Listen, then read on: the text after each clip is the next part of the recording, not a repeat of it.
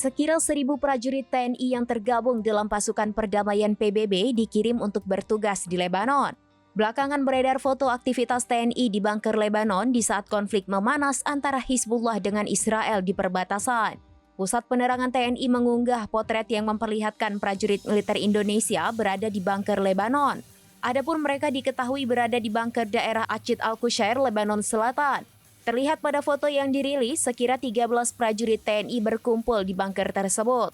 Di antara belasan TNI itu terdapat pula tentara wanita. Mereka menggunakan seragam loreng TNI beserta rompi dan helm biru PBB. Tersemat bendera merah putih di bagian dada. Sementara di depan mereka terlihat tumpukan air minum. Mengutip Tribunnews.com pada Rabu 9 Oktober 2024, ternyata momen itu diambil saat TNI di Lebanon turut merayakan hari ulang tahun ke-79 TNI di tahun 2024. Hal ini disampaikan Komandan Satgas Yonmek TNI Konga 23R PBB Kolonel Infanteri Ragung Ismail Akbar.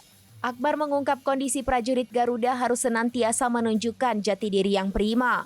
Ia melanjutkan dengan dilandasi semangat peringatan ke-79 TNI, mereka harus tetap profesional, responsif, integratif, dan modern dalam melaksanakan tugas.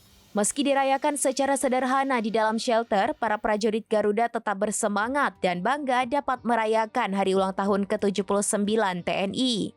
Mereka pun tampak antusias menyaksikan kemeriahan perayaan yang dipusatkan di Silang Monas melalui saluran siaran langsung.